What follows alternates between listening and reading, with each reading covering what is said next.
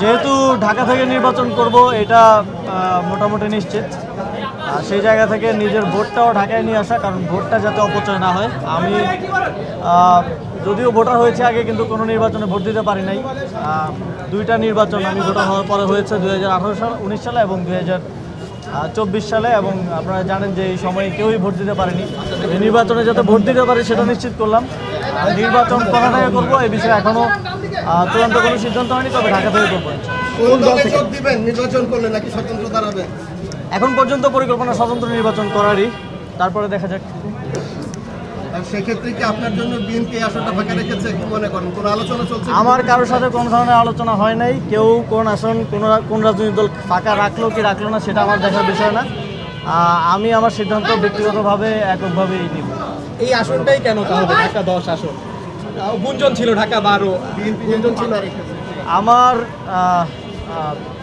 সরকার থেকে পদত্যাগ করার পর থাকার প্ল্যান আছে ধানমন্ডি এলাকায়, তো সেই জায়গা থেকে যেখানে থাকবো সেখানেই ভোটার হওয়া। আপনারা তো জানেন যে নির্বাচন করার জন্য আপনি কোথায় ভোটার হইলেন সেটা গুরুত্বপূর্ণ না, আপনি দেশের নাগরিক বা ভোটার হলেই যথেষ্ট। তো সেই জায়গা থেকে ঢাকায় ভোটার হওয়া, যাতে করে নির্বাচনের সময় আমার ভোটটা অপচয় না হয়। আপনি কবে নাগাদ পদত্যাগ করতে পারেন? জনতার কাতারে কবে আসবেন আসিফ মাহমুদ? পদত্যাগ কবে নাগাদ করতে পারেন? নির্বাচন করবেন নিশ্চিত? এটা নিশ্চিতভাবেই এখন বলছি যে আমি নির্বাচন করব। কবে নাগাদ পদত্যাগ করবো এটা আপনারা জানেন যে সরকারের উচ্চ পর্যায়ের সাথে সিদ্ধান্তের উপরে অনেক কিছু ডিপেন্ড করছে, আলোচনা করে সেই বিষয়ে দ্রুতই আপনাদেরকে জানাবো। আসিফ ভাই, জুলাই সনদ নিয়ে অনেক কথা হচ্ছে, এটা কোন প্রক্রিয়া বাস্তবায়ন হবে?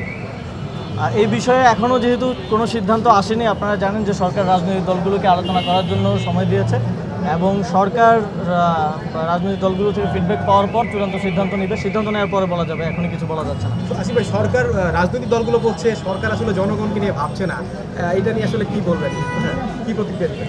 সরকার তো জনগণকে নিয়েই কাজ করছে, জনগণকে নিয়েই ভাবছে, এবং সরকারের সকল কার্যক্রম জনগণমুখী।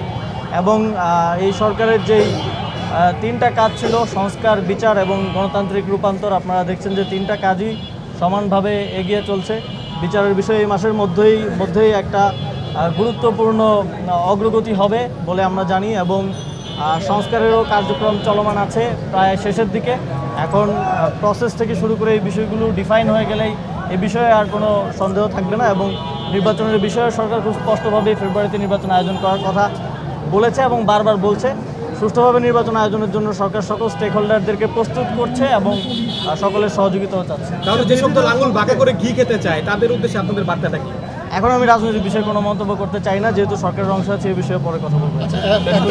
স্পোর্টস নিয়ে, বিশেষ করে নারী ক্রিকেটের নিয়ে সারা বিশ্বের একটা বাংলাদেশের যে কলঙ্ক তৈরি হয়েছে, লেখালেখি হচ্ছে, এইটা মোচন করার কোনো পদ্ধতি ভেবেছেন? এটা খুবই দুঃখজনক। ইতিমধ্যেই বিসিবির সাথে আমি কথা বলেছি, বিসিবি একটা তদন্ত কমিটি আজকে গঠন করেছে, এবং আমরা স্পষ্টভাবে বলতে চাই যে নারীদের ক্রীড়াক্ষেত্র সহ সকল ক্ষেত্রে তাদের নিরাপত্তা এবং তাদের যোগ্য সম্মানটা যেন আমরা নিশ্চিত করতে পারি, সেই জায়গা থেকে এই বিষয়ে তদন্ত কমিটির রিপোর্টের ভিত্তিতে প্রমাণিত হলে আমরা অবশ্যই যথাযোগ্য শাস্তিযোগ্য ব্যবস্থা নিব। এবং ইতিমধ্যে আমার দপ্তর থেকেও ভিক্টিমের সাথে যোগাযোগ করা হয়েছে, যদি তিনি কোনো আইনি পদক্ষেপ নিতে চান সেক্ষেত্রেও সরকার সর্বোচ্চ সহযোগিতা করবে। সরকার কি কোনো তদন্ত কমিটি করবে?